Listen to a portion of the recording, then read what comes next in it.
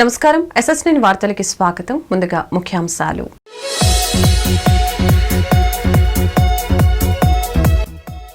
నేడు అబుదాబిలో ఆలయాన్ని ప్రారంభించనున్న ప్రధాని మోదీ.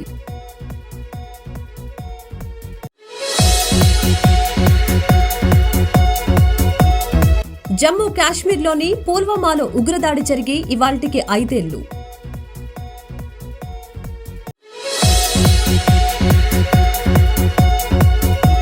సీఎంను అగౌరవపరిచేలా మాట్లాడుతున్నారు. బీఆర్ఎస్ నేతలపై రేవంత్ రెడ్డి మండిపాటు.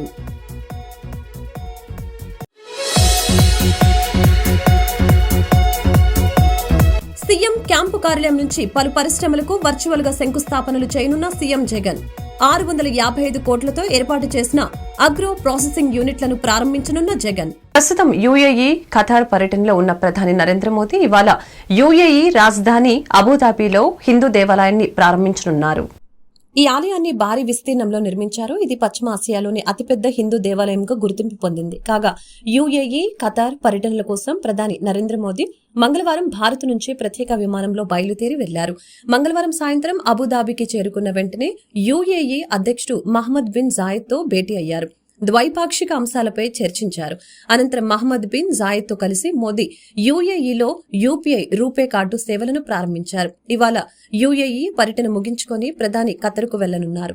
ఖతర్లో కూడా పలు అధికార కార్యక్రమాల్లో పాల్గొననున్నారు. అనంతరం పర్యటన ముగించుకొని భారత్కు చేరుకోనున్నారు. సీఎంను అగౌరవపరిచేలా బీఆర్ఎస్ సభ్యులు మాట్లాడుతున్నారంటూ తెలంగాణ సీఎం రేవంత్ రెడ్డి అభ్యంతరం వ్యక్తం చేశారు. బీఆర్ఎస్ నేతలు పదే పదే భాష గురించి మాట్లాడుతున్నారని, మాజీ సీఎం నిన్న నల్గొండలో మాట్లాడిన భాషపై చర్చిద్దామా అని ప్రశ్నించారు. ఒక సీఎంను పట్టుకొని పీకనీకి పోయారా అని అంటారా అంటూ మండిపడ్డారు. తెలంగాణ ప్రజలు మొన్నటి ఎన్నికల్లో మీ ప్యాంటు పీకేశారని ఎద్దేవా చేశారు. తెలంగాణ సమాజం పట్ల, రైతుల పట్ల గౌరవం ఉంటే ప్రధాన ప్రతిపక్షం మేడిగడ్డకు వచ్చేదని అన్నారు. కాళేశ్వరంపై, నదీ జలాలపై చర్చకు తాము సిద్దమని అన్నారు. ప్రతిపక్ష నేత అసెంబ్లీకి వస్తే ప్రాజెక్టులపై ఎంతసేపైనా చర్చించేందుకు సిద్దంగా ఉన్నట్లు తెలిపారు. మేడిగడ్డ కుంగిపోతే అందులో నీళ్లు నింపటానికి అవకాశం ఉందా అని కడియం శ్రీహరి, హరీష్లకే పెత్తనమిస్తాం, నీళ్లు నింపి చూపించాలని అన్నారు. సాగునీటి ప్రాజెక్టులపై శ్వేతపత్రం పెట్టడానికి ప్రభుత్వం సిద్ధంగా ఉందని అన్నారు. కాళేశ్వరంపై కూడా మేం చర్చకు సిద్ధంగా ఉన్నామని తెలియజేశారు. ఉన్న అంగి చొక్కా కూడా ఊడవిక్తాం. ఇప్పటికే తెలంగాణ ప్రజలు మొన్న జరిగిన ఎన్నికలలో మీ పాయింట్ ఊడవికిరు. ఇవాళ ఆ పాయింట్ ఊడవికితే చెప్పుకునే దిక్కు లేక బొక్కబోర్లో పడితే బొక్కలు ఇరిగినాయి మీకు. అయినా మీ బుద్ధి మారలేదు. ఒక ముఖ్యమంత్రిని పట్టుకొని ఏం బీకనిక పోయినావని అడుగుతారా అధ్యక్ష? ఇది పద్ధత? ఈ రాష్ట్రం 4 కోట్ల ప్రజలు ఓట్లేసి గెలిపించిన ముఖ్యమంత్రిని పట్టుకొని ఏం బీకనిక పోయినావని అంటారా అధ్యక్ష? ఇదేనా తెలంగాణ సాంప్రదాయము? ఈ రోజు నేను మళ్ళీ అడుగుతున్నా అధ్యక్ష, ఈ రోజు మేడిగడ్డ మేడి పండులాక కుంగిపోతే మేడిగడ్డల నీళ్లు నింపడానికి అవకాశం ఉందా అధ్యక్ష? ఇవాళ మీరే సాగునీటి పారుదల శాఖ మంత్రులుగా పనిచేసారు కదా. చంద్రశేఖర్ రావు గారు, హరీష్ రావు గారు ఇద్దరు సాగునీటి పారుదల శాఖ మంత్రిగా పనిచేసారు కదా అధ్యక్ష. ఈ రోజు వాళ్ళకే పెత్తనం ఇస్తాం, వాళ్ళనే చేయమని. ఈ రోజు ఏ రకంగా మేడిగడ్డలో నీళ్లు నింపుతారో, మేడిగడ్డ నుంచి నీళ్లు ఎత్తి అన్నారంలో పోస్తారో, అన్నారంలో నుంచి సుందీలలో ఎట్లా పోస్తారో బాధ్యత వాళ్ళని తీసుకోమని అధ్యక్ష. 2019 ఫిబ్రవరి 26న భారత వైమానిక దళం పాకిస్తాన్లోకి బాలకోట్లోకి ప్రవేశించి వైమానిక దాడులతో పాక్లోని ఉగ్రవాదుల శిబిరాలను ధ్వంసం చేసింది. దీంతో ఫిబ్రవరి 27న పాకిస్తాన్ వైమానిక దళం జమ్మూ కాశ్మీర్లోకి చొరపడి భారతదేశంపై వైమానిక దాడులకి పాల్పడింది. 5 ఏళ్ల క్రితం ఇదే రోజున సీఆర్పీఎఫ్ కాన్వాయ్ జమ్మూ శ్రీనగర్ జాతీయ రహదారి గుండా వెళ్తోంది. సైనికులు ఉన్న ఈ కాన్వాయ్లో అధికంగా బస్సులు ఉన్నాయి. కాన్వాయ్ పుల్వామా వద్దకు చేరుకోగానే అటువైపు నుంచి వచ్చిన ఓ కారు కాన్వాయ్లోని ఓ బస్సును ఢీకొనింది. బస్సును ఢీకొన్న ఆ కారులో పెద్దెత్తున పేలుడు పదార్థాలు ఉన్నాయి. దీంతో వెంటనే పేలుడు సంభవించింది. ఈ ఘటనలో 40 మంది సీఆర్పీఎఫ్ జవాన్లు వీర మరణం పొందారు. దీనికి ప్రతిస్పందనగా భారత వైమానిక దళం దాడులు చేపట్టిన సమయంలో భారత్కు చెందిన యుద్ధ విమానం MiG-21 పాకిస్తాన్ సైన్యం దాడికి గురై అక్కడే పడిపోయింది. ఈ నేపథ్యంలో పాకిస్తాన్ సైనికులు MiG-21 పైలట్ అభినందన్ వర్ధమానన్ను పట్టుకున్నారు. 2019 మార్చి 1న అమెరికాతో పాటు ఇతర దేశాల ఒత్తిడి మేరకు పాకిస్తాన్ సైన్యం అభినందన్ వర్ధమానను విడుదల చేసింది. పుల్వామా ఉగ్రదాడి అనంతరం భారత్ అప్పటి వరకు పాక్తో ఉన్న అన్ని వాణిజ్య సంబంధాలను రద్దు చేసుకుంది. ఫలితంగా పాకిస్తాన్ ఆర్థికంగా తీవ్రంగా నష్టపోవాల్సి వచ్చింది. ఈ దాడి తర్వాత పాకిస్తాన్కు భారత్ గుణపాఠం చెప్పిన తీరు గతంలో ఎన్నడూ జరగలేదు. పుల్వామా దాడికి ప్రతీకారం తీర్చుకునే దిశగా పాక్పై భారత్ కఠిన చర్యలు అవలంబించింది. సర్జికల్ స్ట్రైక్ రూపంలో 5లు తీర్చుకుంది. పాకిస్తాన్లోకి ప్రవేశించిన భారత సైన్యం పాక్ ఉగ్రవాద స్థావరాలను ధ్వంసం చేసింది. ఇంతకీ 5 ఏళ్ల క్రితం ఫిబ్రవరి 14న పాక్ ఎటువంటి దాడికి పాల్పడిందో, దానికి భారత్ ఎలా ప్రతీకారం తీర్చుకుందో ఇప్పుడొకసారి గుర్తు చేసుకుందాం. ఆంధ్రప్రదేశ్లో 4,833 కోట్లతో ఏర్పాటయ్యే పలు పరిశ్రమలకు సీఎం జగన్ నేడు వర్చువల్ గా శంకుస్థాపన చేయబోతున్నారు. రిలయన్స్ బయో ఎనర్జీ 1,024 కోట్లతో 8 ప్రాంతాల్లో బయోగ్యాస్ ప్లాంట్లను ఏర్పాటు చేయనున్నారు. ఆదిత్య బిర్లా గ్రూప్ 1,700 కోట్లతో నాయుడుపేటలో మ్యానుఫ్యాక్చరింగ్ ఆఫ్ కార్బన్ బ్లాక్ ను నెలకొల్పనుంది. వీటితో పాటు హెల్లా ఇన్ఫా వెసోవియాస్ ఇండియా లిమిటెడ్ ప్రాజెక్టులకు ముఖ్యమంత్రి జగన్ బుధవారం తన క్యాంపు కార్యాలయం నుంచి వర్చువల్ గా శంకుస్థాపన చేయనున్నారు. సీఎం జగన్ కు సినిమాల పిచ్చి ముద్రిందని టీడీపీ జాతీయ కార్యదర్శి నారా లోకేష్ అన్నారు. కేలో ఆంధ్రాను కాపీ కొట్టి ఆడుదాం ఆంధ్ర అంటున్నారని విమర్శించారు. వైసీపీ ఎంపీలు కేంద్రంలోనూ పరువు తీస్తున్నారని వ్యంగ్యం ప్రదర్శించారు. ఉమ్మడి విజయనగరం జిల్లా పార్వతీపురంలో నిర్వహించిన శంకరావం సభకు టీడీపీ జాతీయ ప్రధాన కార్యదర్శి నారా లోకేష్ హాజరయ్యారు. ఈ సందర్భంగా ఆయన ప్రసంగిస్తూ, మా శంకరావం సభకు వైసీపీ దిష్టి తగిలినట్లుంది. మొదటిసారి సభలో జనరేటర్ కాలిపోయిందని వెల్లడించారు. ఈ సమావేశానికి విచ్చేసిన పెద్దలు, నా కుటుంబ సభ్యుల సమానులైన పార్టీ కార్యకర్తలకు నమస్కారాలు అంటూ లోకేష్ ప్రసంగం ప్రారంభించారు. ఉత్తరాంధ్ర దద్దరిల్లింది. ఉత్తరాంధ్ర యూత్ పవర్ అదిరిపోయింది. ఉద్యమాల పోరాటాల గడ్డ ఉత్తరాంధ్ర గడ్డ. ఫ్యాన్ కు షాక్ ఇచ్చేందుకు ప్రజలు సిద్ధంగా ఉన్నారు. విజయనగరం జిల్లా పేరు చెప్పగానే గుర్తుకు వచ్చేది రాజసం. ఉత్తరాంధ్ర అంటే పైడితల్లి అమ్మవారు గుర్తుకొస్తారు. అల్లూరి సీతారామరాజు నడిచిన నేల ఈ విజయనగరం నేల. ఇలాంటి పవిత్ర నేలపై అడుగు పెట్టడం నా అదృష్టంగా భావిస్తున్నానని లోకేష్ పేర్కొన్నారు. జగన్ రెడ్డి సినిమా పిచ్చి ఎక్కువైందని అన్నారు. ఓవైపు వ్యూహం, మరొక వైపు యాత్రా సినిమా అంటారని, సొంత పార్టీ ఎమ్మెల్యేలకు కార్యకర్తలకు ఫ్రీగా టికెట్లు ఇచ్చిన సినిమా చూడటం లేదని అన్నారు. సినిమా అట్టర్ ఫ్లాప్ అని, వైసీపీ పనైపోయిందని, ఇంకా అంతిమ యాత్రే అంటున్నారని చెప్పారు. సినిమా మొదటి రోజు కూడా ఎవరు చూడలేదు. కానీ సినిమా తీసి నష్టపోయిన ప్రొడ్యూసర్ జగన్ రెడ్డి దగ్గరకు వెళ్లి ఆదుకోమంటే చీపో అన్నారని చెప్పారు. ఇంకో పక్కన యాత్ర 2 అంటారు. వాళ్ళ సొంత పార్టీ ఎమ్మెల్యే టికెట్లు కొనిచ్చి డబ్బులిచ్చి కార్యకర్తలకి వెళ్ళి సినిమా చూడండి అంటే వైకాపా పని అయిపోయింది, అంతిమ యాత్ర మొదలవుతుంది, మాకు సినిమా వద్దు బాబు అంటున్నారు. ఆ సినిమా ఎంత అట్టర్ ఫ్లాప్ అయిందో మనందరం చూసాం. మొదటి షోలో కూడా ఎవరు వెళ్ళి కూర్చునే పరిస్థితి లేదు. పాపం ఆ సినిమా తీసిన ప్రొడ్యూసర్ బాగా నష్టపోయాడు. వెళ్ళి ముఖ్యమంత్రి గారిని అడిగాడు, అయ్యా మీకోసం నేను సినిమా తీసా, నష్టపోయా, కొంచెం నష్టం పూడ్చండి అన్నాడు. చీపో నువ్వు నష్టపోయింది కదా, మరి నష్టపోయావు కదా అని మెడబట్టి బయటికి గెంటేశాడు ఆ ప్రొడ్యూసర్ని జగన్. ఆ ప్రొడ్యూసర్ కోపం వచ్చింది. బయటికి వెళ్ళి ఒక పోస్టర్ తయారు చేశాడు. ఆ పోస్టర్ పేరేంటో తెలుసా? అంతిమ యాత్ర. ఆ పోస్టర్ తీసుకెళ్లి జగన్ చూపించాడు. నాకు డబ్బులు ఇవ్వబోతే అంతిమ యాత్ర సినిమా తీస్తానన్నాడు. ఆ దెబ్బకి జగన్ భయపడిపోయి ఏకంగా హార్స్లీ హిల్స్ లో అతి ఖరీదైన 2 ఎకరాల ప్రభుత్వ భూమి ఆ ప్రొడ్యూసర్ కి అప్పగించాడు. నేను ఈ సభాముఖంగా జగన్ అడుగుతున్నా, ఆ సినిమా ప్రజల కోసం తీసిన సినిమా కాదు, మీరు మెప్పు పొందేదానికి తీసిన సినిమా. వాళ్ళకి భూమి ఇవ్వాలి అని మీరు అనుకున్నప్పుడు ఎందుకు తాడేపల్లి కొంపలో సగం ఇవ్వలేదని అడుగుతున్నా. అదే విధంగా ఇడుపులపాయలో 100 ఎకరాలు ఉంది, దాంట్లో 2 ఎకరాలు ఇచ్చుంటే సరిపోయేది కదా. ఏకంగా బెంగళూరులో 32 ఎకరాల్లో ఒక ప్యాలెస్ కట్టుకున్నావి, దాని నుంచి 2 ఎకరాలు ఇస్తే బాగుండేది కదా అని ఈ సభాముఖంగా నేను జగన్ కి సూచిస్తున్నా. జగన్ ని చూస్తే పిట్టల దొర గుర్తొస్తాడండి. ఎందుకు చెప్తున్నానంటే ఇది కేంద్ర ప్రభుత్వం ఒక కార్యక్రమం తీసుకొచ్చింది. పెట్టుబడుల సాధనలో దేశ సగటు కన్నా ఆంధ్రప్రదేశ్ ముందుందని మంత్రి గుడివాడ అమర్నాథ్ అన్నారు. నేడు ఆయన మీడియాతో మాట్లాడుతూ విశాఖపట్నంలో జరిగిన గ్లోబల్ ఇన్వెస్టర్స్ సదస్సులో భాగంగా వచ్చిన మొత్తం ఒప్పందాల్లో 19% పెట్టుబడుల సాధన జరిగిందని తెలిపారు. ఇది దేశంలోని సగటు పెట్టుబడుల సాధనతో పోలిస్తే 2% అధికమని చెప్పారు. దేశ సగటు పెట్టుబడుల సాధన రేటు 17%గా ఉంటే ఆంధ్రప్రదేశ్ కేవలం 1 సంవత్సరంలోని 19% పెట్టుబడుల ఒప్పందాలను కార్యరూపంలోకి తీసుకువచ్చింది.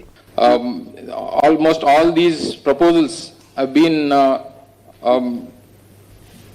into MOUs in the recent Global Investors Summit in Visakhapatnam. These are coming into consideration.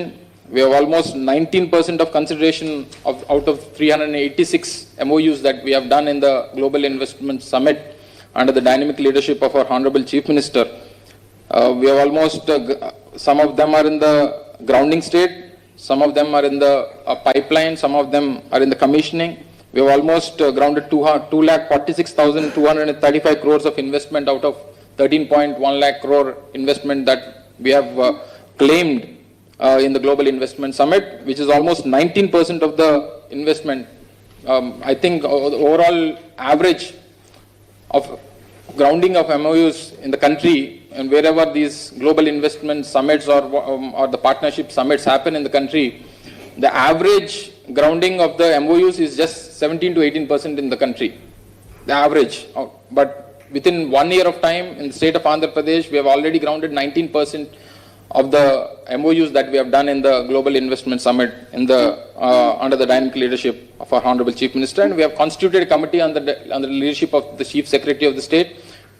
We are doing continuous meetings. One of the result is the Vesuvius, the swapping of the land. They have requested, they have taken the land almost 5 to 10 years back, I think, 12 years back, and the swapping of the land has not just done because of the different various issues. We are so proactive. We wanted the investors to come down to the state of Andhra Pradesh, that to a company which is having operations almost from the last 20 years in the state, and we need to support people like you. So we are here to support all the industrialists. So we are glad that all the major economy drivers in the country, like Reliance, like Birlas, whatever companies that are there, we are thankful to you. We are there to support you. On behalf of the Honorable Chief Minister of Andhra Pradesh, we are just a phone call away from your issues, and on the Department of Industries, let it be the MSME or the Industries Department. Mopidevi మండలంలోని పెదప్రోలు గ్రామ పంచాయతీకి చెందిన రజకుల society ఆధ్వర్యంలో ఉన్న చెరువు అక్రమంగా పూడ్చివేస్తున్నారంటూ రజక సంఘం ఆధ్వర్యంలో జాతీయ రహదారిపై రజకులు ఆందోళన చేపట్టారు. ఏ విధమైన అనుమతులు లేకుండా రాత్రి సమయాల్లో బడి, గుడి, రైతుల పేరుతో పలు అవసరాల నిమిత్తమని చెబుతూ ఇష్టానుసారంగా చెరువును పూర్తి చేస్తున్నారంటూ రజకులు ఆందోళన వ్యక్తం చేస్తున్నారు. రజక సంక్షేమ సేవా సంఘం సొసైటీ పేరుతో రజకులు ప్రతి సంవత్సరం 31 ఎకరాలకు పైగా భూమికి లీజు చెల్లిస్తున్నారు. క్రమేపీ ప్రతి సంవత్సరం చెరువును అనుమతులు లేకుండా అక్రమంగా పూడ్చివేస్తున్నారని రజకులు ఎన్నో పర్యాయాలుగా మండల, జిల్లా అధికారులకు వినతి పత్రాలు సమర్పించినా ఏ ఒక్కరూ పట్టించుకున్న దాఖలాలు లేవంటూ ఆగ్రహం వ్యక్తం చేశారు. జాతీయ రహదారిపై బైఠాయించి చెరువులు పూడ్చివేసిన అక్రమార్కులపై చర్యలు తీసుకోవాలంటూ డిమాండ్ చేశారు. మండలం పెదప్రోలు గ్రామం రజక జనసేవా సంఘం వారు 1980 నుంచి పంచాయతీ వారికి లీజు కట్టుతున్నాము. ఆ చెరువును గత 5 సంవత్సరముల నుంచి అద్దంకి నాంచారమ్మ తల్లి దేవస్థానం కమిటీ వారు క్రమేణా జరుపుకుంటూ కొద్దిగా ఆక్వై చేస్తూ దాన్ని చాలా వెడల్పుగా పూర్తి చేశారు. దాన్ని ఏంటి అని అడిగితే సరైన స్పందన లేకుండా చేస్తున్నారు. దీన్ని కలెక్టర్ గారికి కూడా మెమోను ఇచ్చాం. మండలాధికారి గారు కానీ, పంచాయతీ సెక్రటరీ గారు కానీ ఏమైనా స్పందన తీసుకుని త్వరగా స్పందించి మా యందు సహకరించి.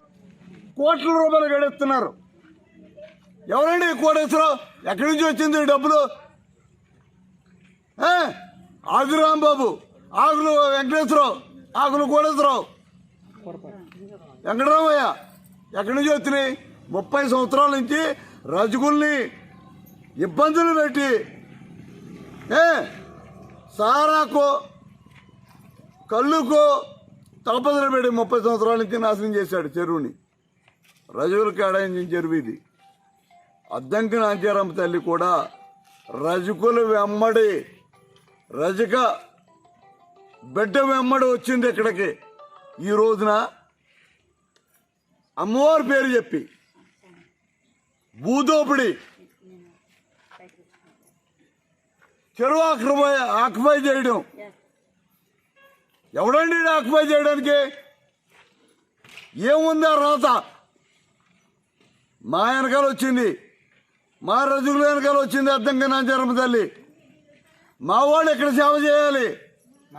మీకు మా వాళ్ళు సేవ చేస్తే మా వాళ్ళని, పిల్లల్ని, అందరినీ, చిన్నపిల్లలతో సహా వాళ్ళు దాడులు చేసి ఏంటి అక్రమాలు, వీళ్ళ అక్రమాలు అడ్డుకట్ట వేయాలి. వీళ్ళ అక్రమాలకు అడ్డుకట్ట వేసేంత వరకు కూడా ఏ రోజు వరకైనా సరే అవసరమైతే జగన్మోహన్ రెడ్డి ముందు నేను ఈ 40 కుటుంబాలను తీసుకెళ్ళి నేను శాశ్వత పరిష్కారం కోసం నేను ప్రయత్నం చేస్తా. రాష్ట్రంలో పాలన రంగం పూర్తిగా విలువల్ని కోల్పోయిందని మాజీ ఉపసభాపతి మండలి బుద్ధప్రసాద్ అన్నారు. బుధవారం అవనిగడ్డ తెలుగుదేశం పార్టీ కార్యాలయం వద్ద తెలుగు యువత ఆధ్వర్యంలో తలపెట్టిన ఆడుతాం ఆంధ్ర కార్యక్రమ గోడ పత్రికను మాజీ ఉపసభాపతి మండలి బుద్ధప్రసాద్ ఆవిష్కరించారు. ఈ సందర్భంగా ఆయన మాట్లాడుతూ వైసీపీ పాలనలో రాష్ట్రం అధోగతి పాలైందని అన్నారు. రాష్ట్రానికి రాజధాని లేక పరిశ్రమలు రాక అన్ని రంగాల్లో తీవ్ర నష్టం కలుగుతుందని అన్నారు.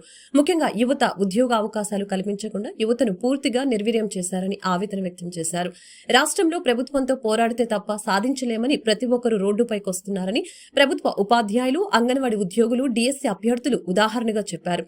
మెగా డీఎస్సీ ప్రకటిస్తానని హామీలు ఇచ్చి దగా డీఎస్సీ ప్రకటించి నిరుద్యోగులను మోసం చేశారని అన్నారు. ప్రశ్నించిన వారిపై వ్యవస్థలను ఉపయోగించి వారి గొంతు నొక్కుతున్నారని మండిపడ్డారు. రాష్ట్రంలో పాలనా వ్యవస్థలు తమ విలువల్ని కోల్పోయాయని, ఐఏఎస్, ఐపీఎస్ అధికారుల్ని స్వేచ్ఛగా తమ పాలన కొనసాగించలేక బానిసలుగా బ్రతుకుతున్నారని అన్నారు. దేశంలో అత్యుత్తమ ప్రమాణాలు కల ఐఏఎస్, ఐపీఎస్ వ్యవస్థ పూర్తిగా దిగజారిపోయిందని మండిపడ్డారు. కృష్ణా జిల్లా కలెక్టర్ రాజబాబు నిజాయితీ గల కలెక్టర్ అయితే శ్రీకాకుళం, పాప వినాశనం గ్రామాలలో జరిగే అక్రమ ఇసుక త్రవ్వకాలపై విచారణ జరపాలని మాజీ ఉపసభాపతి మండలి బుద్ధప్రసాద్ డిమాండ్ చేశారు. శ్రీకాకుళం గ్రామస్తులు ఎన్నిసార్లు జిల్లా కలెక్టర్ కి ఫిర్యాదు చేసినా పట్టించుకోకుండా మంగళవారం తొట్ల వల్లూరు వెళ్లి అక్కడ ఇసుక అక్రమ రవాణా జరగటం లేదని చెప్పటం, ఎస్ఈటీ రిపోర్టులో రాయటం ఎంతవరకు సమంజసమని ప్రశ్నించడం జరిగింది. తొట్ల వల్లూరు వెళ్లిన కలెక్టర్ కి పక్కనే ఉన్న శ్రీకాకుళం, పాప వినాశనం వద్ద విచ్చలవిడిగా తోలుతున్న ఇసుక కనిపించడం లేదా అని ప్రశ్నించారు. ముందుగా మీడియా వారికి, ఇన్ఛార్జ్ గారు బుద్ధప్రసాద్ గారితో పాటుగా నా తోటి తెలుగు సభ్యులు, మళ్ళీ అలాగే తెలుగుదేశం పార్టీ వారందరూ కూడా నమస్కారాలు తెలియజేసుకుంటున్నాం అండి. ఇప్పుడు ఈ రానున్న రోజుల్లో ఈ 4 సంవత్సరాల నుంచి జగన్మోహన్ రెడ్డి వ్యతిరేకిస్తున్న వ్యతిరేక విధానాలని, అలాగే ఆయన తీసుకుంటున్న నిర్ణయాలన్నింటినీ వ్యతిరేకిస్తూ మేము తెలుగు యువత తరపున ఫిబ్రవరి 25వ తారీఖున ఉయ్యూరు కేంద్రంగా అడుగుదాం ఆంధ్ర అనే పేరుతో ఒక యువతనందరినీ సమీకరించి ఒక మహా కార్యక్రమానికి పూనుకుంటున్నామండి. అంతకుముందు 4 సంవత్సరాల అధికారంలోకి రావడానికి పాదయాత్ర చేసి ఏదైతే అమలుకు సాధ్యం కాని హామీలు, 2 లక్షల ఉద్యోగాలు కానివ్వండి, మెగా డిఎస్సీ కానివ్వండి, ప్రతి జనవరికి జాబ్ క్యాలెండర్ కానివ్వండి, సిపిఎస్ రద్దు కానివ్వండి, మద్యపాన నిషేధం చేయింది ఓటు అడగన అన్న మహావ్యక్తి జగన్మోహన్ రెడ్డి వీటన్నిటినీ కూడా ఏ ఒక్కటి నెరవేర్చకపోగా జగన్మోహన్ రెడ్డి పాలన యువత భవితకి శాపంగా పరిణమించింది. ఆయన పాదయాత్ర సమయంలో ప్రతి నెల 1వ తారీఖు, జనవరి 1వ తారీఖున జాబ్ క్యాలెండర్ ఇస్తానని చెప్పి, మెగా డిఎస్సీ ప్రకటిస్తానని చెప్పి యువతని వంచాడు.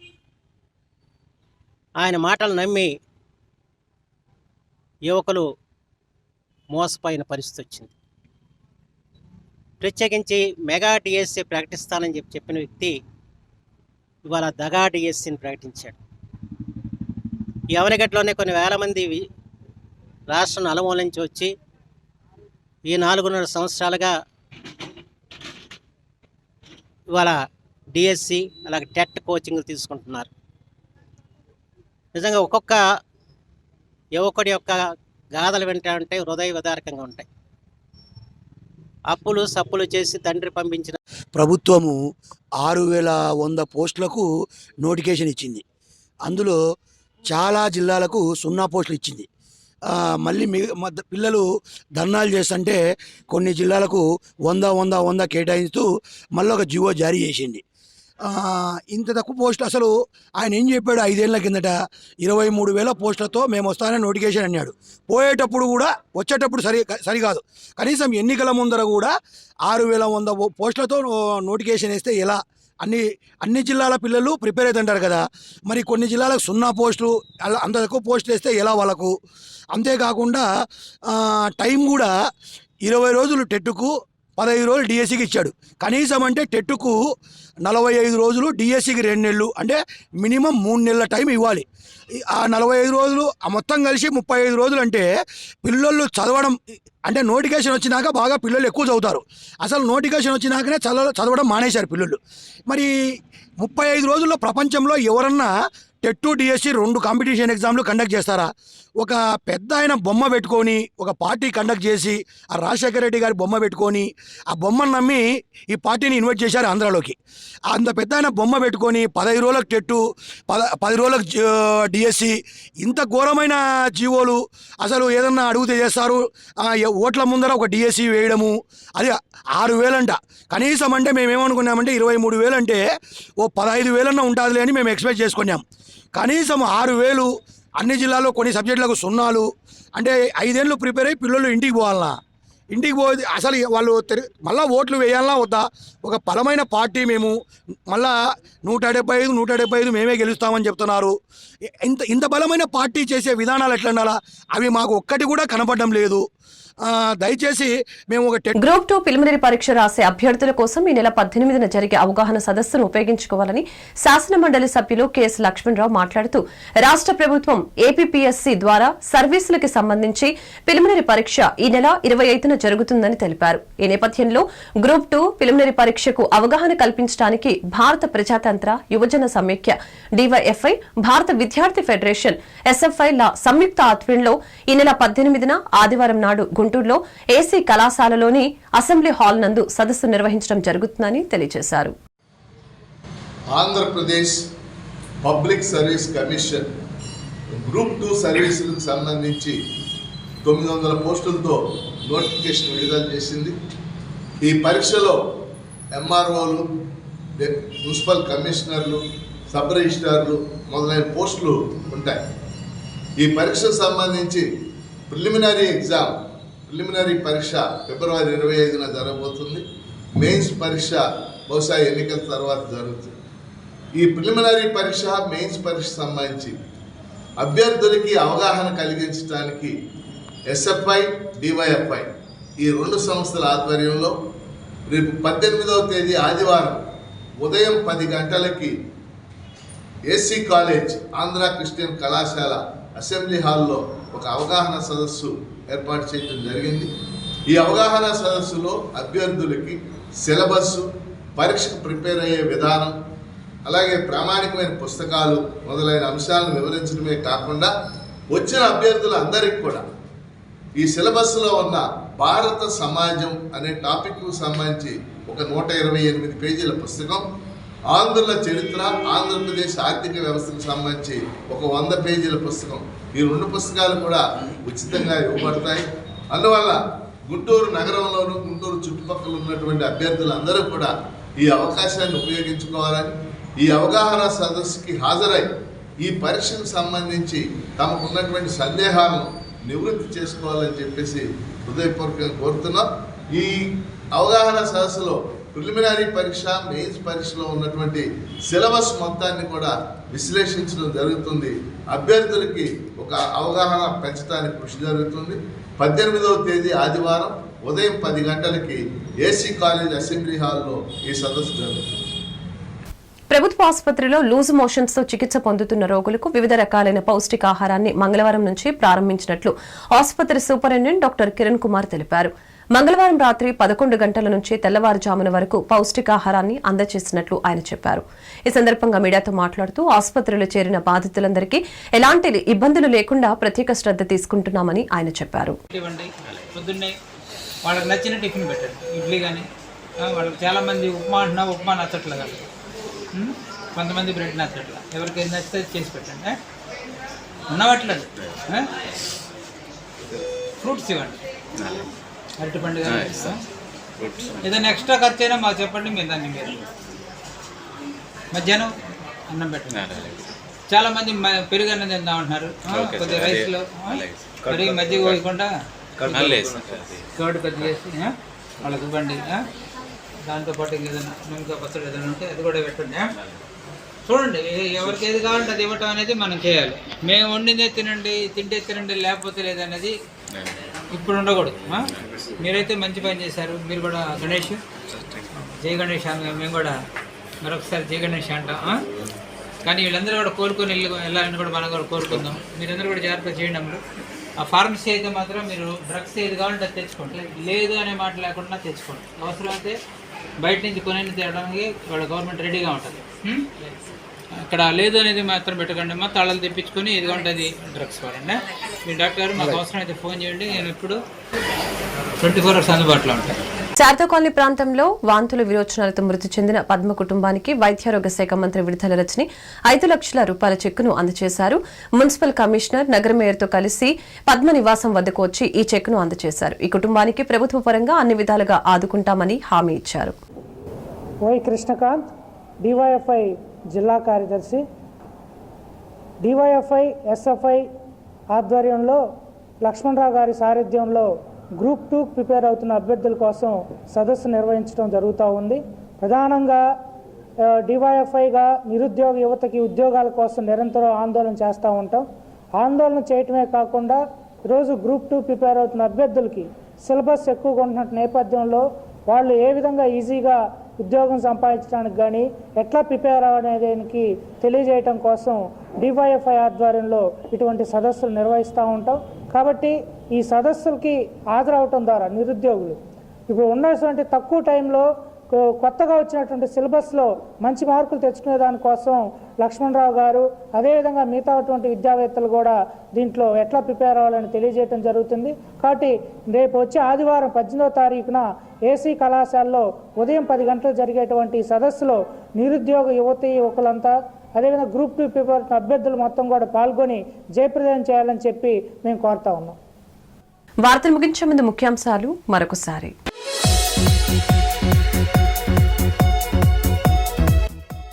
నేడు అబుదాబిలో ఆలయాన్ని ప్రారంభించనున్న ప్రధాని మోదీ.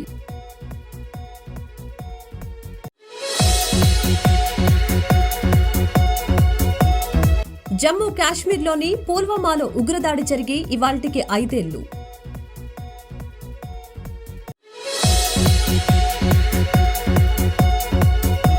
సీఎంను అగౌరవపరిచేలా మాట్లాడుతున్నారు. బీఆర్ఎస్ నేతలపై రేవంత్ రెడ్డి మండిపాటు.